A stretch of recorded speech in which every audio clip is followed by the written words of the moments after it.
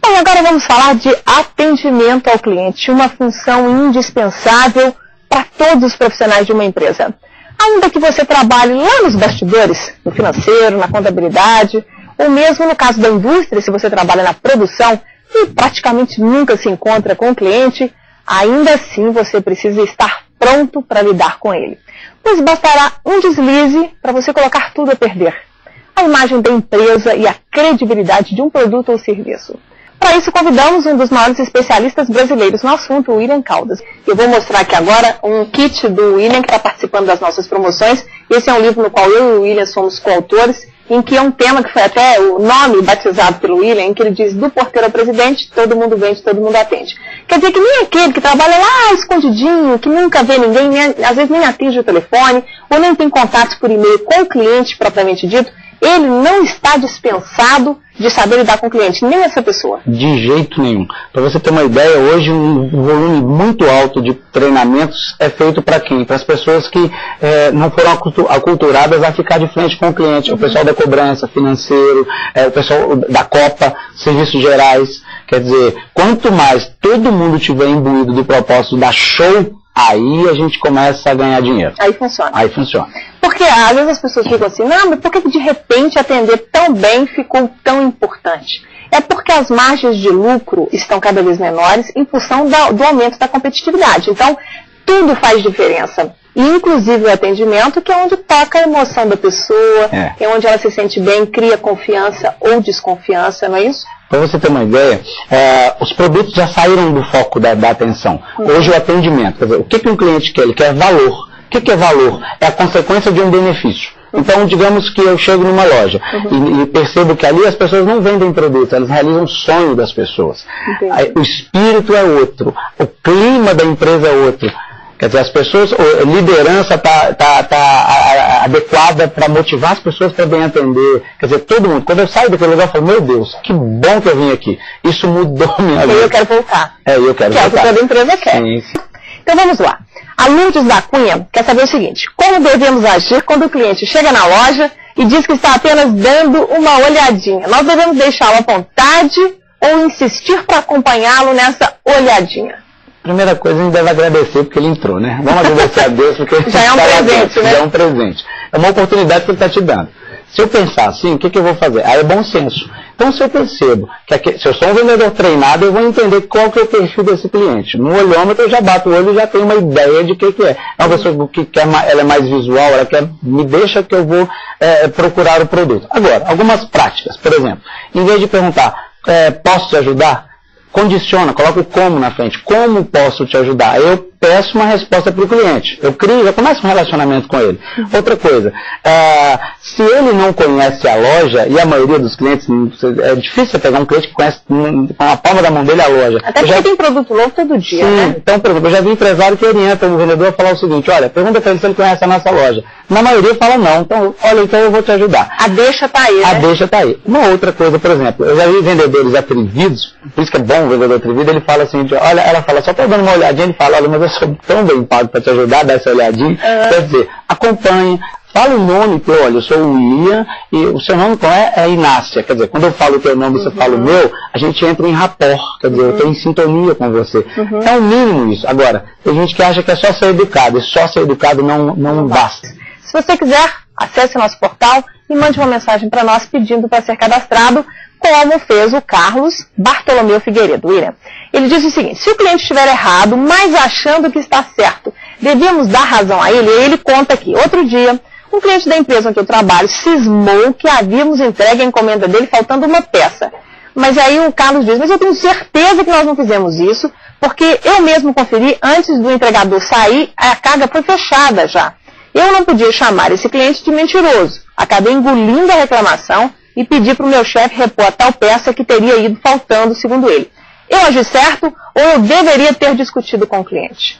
Bom senso. Vamos entender o seguinte: primeiro, se ele tem mecanismo de controle que demonstra que ele entregou, a razão está do lado dele.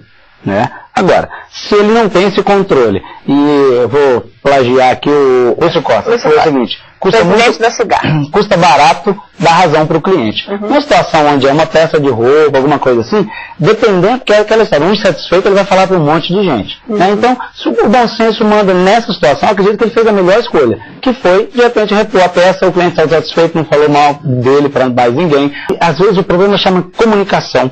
Quer dizer, se existe um problema de comunicação dentro da empresa, o cliente fica mal assistido em comunicação. Aí gera conflito. Gerou conflito, ele vai reclamar. E às vezes gera desconfiança sem necessidade. Isso quer dizer também, se a comunicação não for adequada.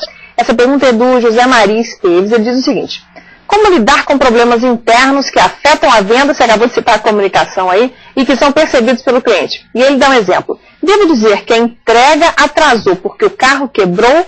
Lá na minha empresa estamos passando por dificuldades e há várias obras de manutenção atrasadas. E claro que os clientes percebem que não estamos indo muito bem. Tem um jeito de não afetar a venda com esses problemas que eu acredito vamos superar? De novo, comunicação. Estamos vendo uma situação pontual. Reunir a equipe e falar, estamos com esse problema. Possivelmente teremos problemas de ordem A, B, C e D. Quando eu, cliente, sou avisado que, olha, digamos que a minha frota de entrega tem 10 carros e tem 6 quebrados. 4 estão funcionando. Eles vão ter que dobrar o número de horas deles de trabalho para fazer alguma coisa. Se o cliente é avisado com antecedência, não tem problema. Agora, o problema é quando essas coisas, sabe, hoje acontece isso, aí ninguém toma providência nenhuma. Amanhã ninguém acontece. Chega uma hora que o cliente, aí ele tem razão de reclamar e fala, poxa vida, eu não sou culpado de um problema que é de vocês.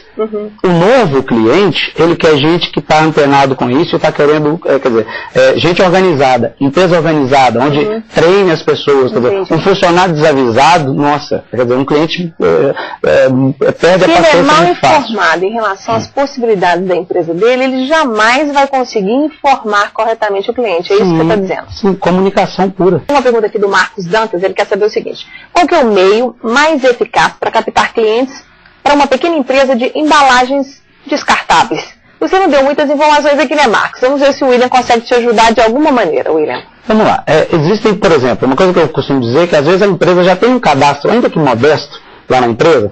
Se você começar a descobrir o seguinte, faz uma matriz, vamos falar assim, num eixo X e Y. Então eu tenho aqui os meus clientes, os já clientes da casa, e eu tenho Y os produtos. Será que todos os clientes consomem o máximo do mix de produtos que ele vende? Então, de repente, ele pode ter demandas de mais vendas, verticalizar produtos em cada cliente. Então, se eu tenho, vou pegar uma empresa pequena com 100 clientes, é fato, se você pesquisar dos 100 clientes, quantos compram quantos produtos de nós? Tem demanda, às vezes, na própria carteira de clientes. Esse é um exercício. Segundo exercício, quantos clientes que nos últimos 12 meses deixaram de comprar de nós, os inativos? Por que eles deixaram? Aí vão apontar problemas de atendimento. Quer dizer, quando ele olha para o próprio umbigo dele, ele vai descobrir demandas dentro da própria empresa. E é mais barato você vender para quem já está na tua carteira do que bater de porta em porta para abrir um novo. Quer dizer, óbvio que a gente quer crescer a carteira de cliente. Agora, faz o dever de casa primeiro, vai crescer quando a cozinha está arrumada. Então, olha só, a Luciana Fagundes quer saber o seguinte: trabalho na área de treinamento do sistema de vendas de produtos alimentícios porta a porta. Como a revendedora deve proceder quando o cliente, sem ao menos deixar a revendedora apresentar o produto, já diz não? O que fazer com o cliente que diz que vai comprar o meu produto apenas para me ajudar? Como fazer?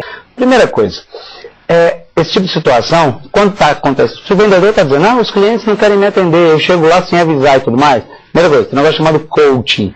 O líder desse vendedor tem que ir com ele e entender. Porque às vezes o vendedor está falando, olha, nesse bairro aqui não tem saída, não tem público para nós aqui. Bom, a história começa lá atrás do marketing, né? Quer dizer, para onde que eu vou vender, por que eu vou vender? Se o vendedor está estabelecido uma relação entre ele e o marketing da empresa, ele vai chegar lá e os clientes vão receber. Agora, quando acontece não, aí é argumento. Quer dizer, por que eu bati na porta da Inácia? Inácia, eu tenho um produto aqui, vou vender para você um produto X, né? Quais são qual que é a maior frequência de nãos? Quais são os argumentos que eles dão para nós para não nos receber? Aí nós vamos desenvolver argumentos em cima do que tem de maior frequência.